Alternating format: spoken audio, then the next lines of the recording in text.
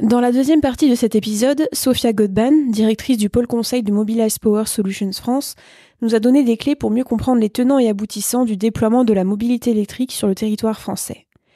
Pour terminer cet épisode, nous allons nous intéresser au cas concret du département de Haute-Corse, avec le retour de Jean-François Pauly, vice-président du syndicat intercommunal d'électrification et d'éclairage public de Haute-Corse, et Didier Berthe, directeur général des services du même syndicat.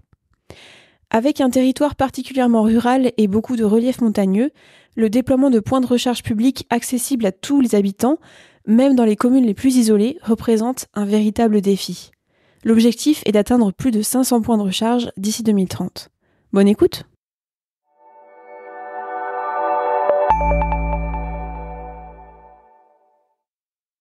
Alors bonjour, est-ce que vous pouvez commencer par vous présenter avant qu'on rentre dans le vif du sujet d'aujourd'hui ? Alors oui, bonjour donc à toutes les deux. Donc moi je suis Jean-François Paul et je suis vice-président du syndicat intercommunal d'électrification et d'éclairage public pour la Haute-Corse et donc en charge notamment des finances et du suivi du schéma directeur d'infrastructure de recharge de véhicules électriques. D'accord.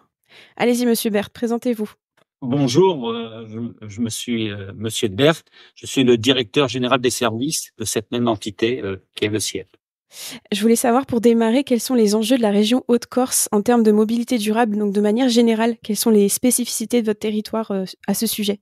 Voilà, le territoire de la Haute-Corse, donc c'est un département, donc c'est un département très rural, donc qui comporte 234 communes, enfin 236 communes, mais dont 234 sont adhérentes au syndicat d'électrification. C'est un territoire très rural, donc plus de 200 communes qui comportent presque moins de 100 habitants, donc des enjeux de mobilité importants, donc des communes peu peuplées, mais où il y a quand même des gens qui y habitent et on y réalise, nous, donc notre métier de construire des réseaux électriques en les renforçant, en faisant des extensions, etc.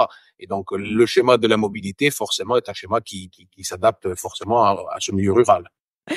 Alors, en quoi, selon vous, le déploiement de l'électrique va ou peut contribuer à décarboner les mobilités sur votre territoire, sur votre département ? C'est un sujet délicat.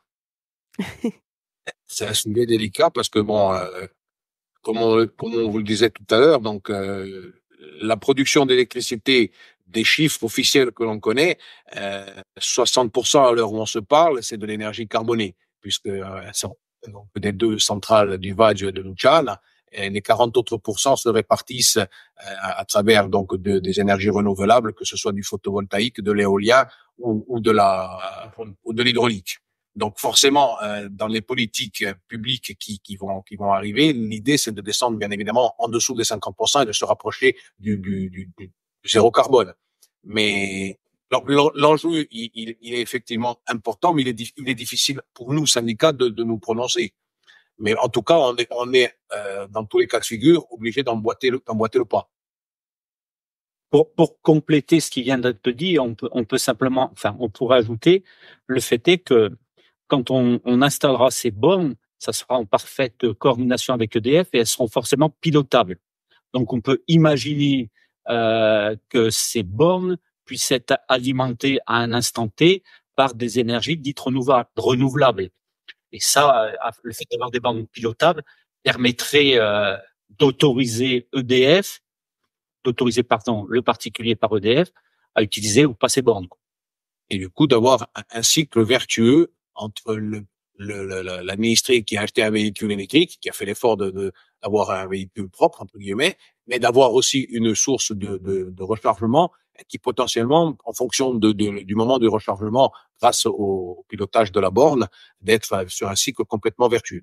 En gros, la volonté, ça serait pas de dire on met du véhicule électrique et pour pouvoir alimenter ce véhicule électrique, on met en œuvre des moyens de production dits tels que des tags ou des tranches supplémentaires, des usines qui fonctionnent au fil. D'accord. Alors justement, vous en êtes où actuellement ? Parce que là, vous m'avez parlé de bornes. Je voulais savoir où vous en êtes en termes de déploiement de l'électrique sur votre département. Quels sont les objectifs et où vous en êtes actuellement ? Alors actuellement, donc, on va dire que le gros du déploiement des bornes, à l'heure où on se parle, il a plutôt été réalisé par l'initiative privée. Donc nous, syndicats d'électrification, acteurs, on va dire, de ce schéma, en collaboration avec l'État, c'était d'imaginer les différents scénarios et en retenir un de manière à avoir un vrai schéma pour savoir qui allait porter l'investissement et qui derrière, une fois que l'investissement est réalisé, qui allait porter l'exploitation, la maintenance, la monétique, etc.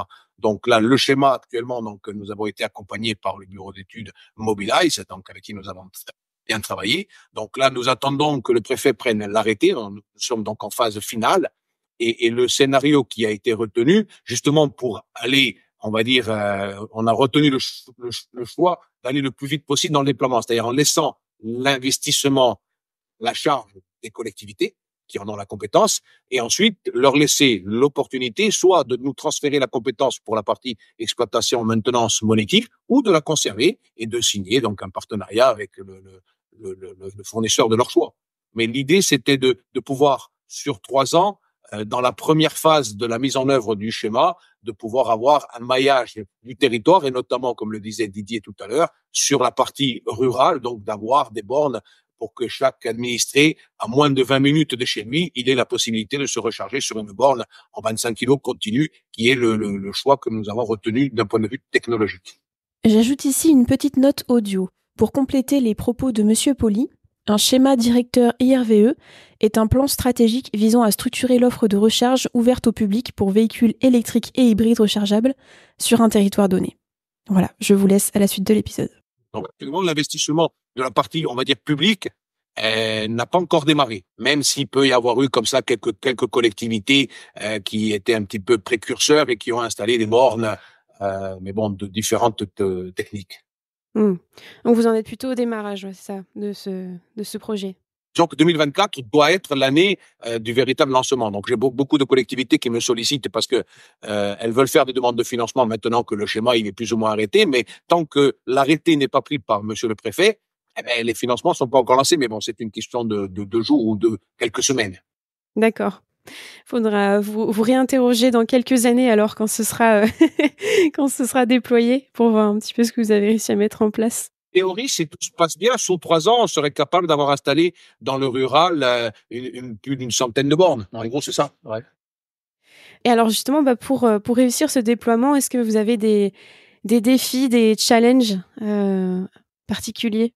Alors, un des principaux challenges, c'est de faire en sorte de placer les bornes de recharge aux endroits où le réseau électrique pourra le mieux le supporter.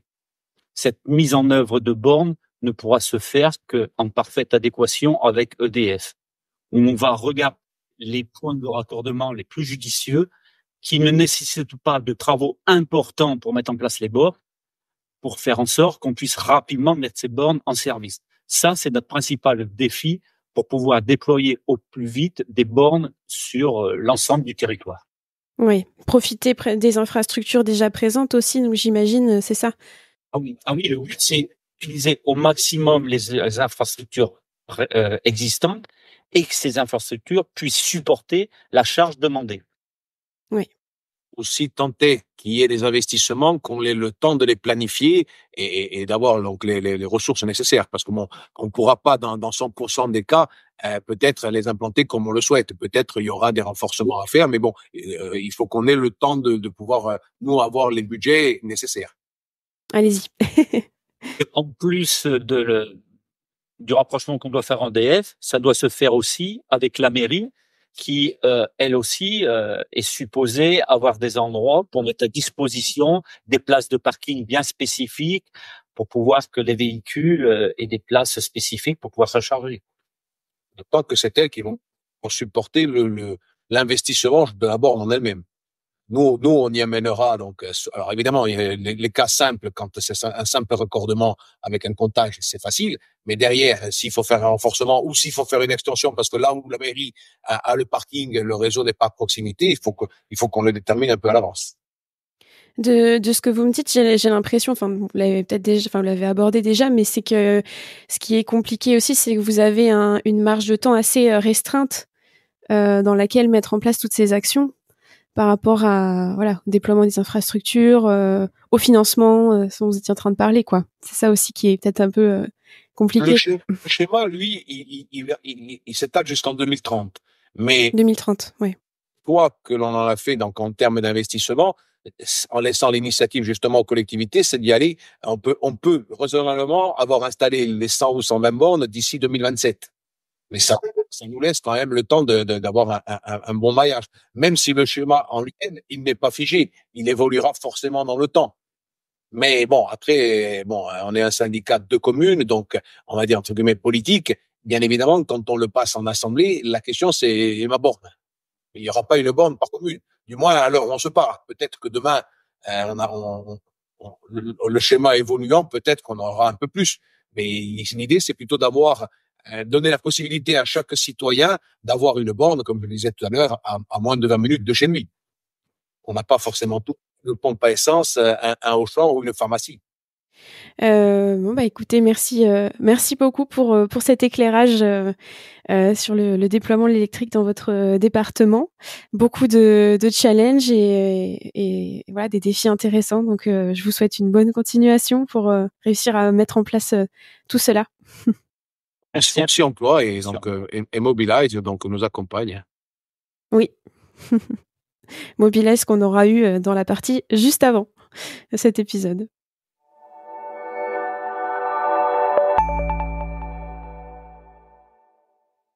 Un grand merci à Monsieur Pauly et Monsieur Berthe pour leur retour concernant l'électrification du département de la Haute-Corse. J'espère que l'ensemble des 3 parties de cet épisode au sujet de la mobilité électrique vous aura intéressé et apporté matière à réflexion. À bientôt!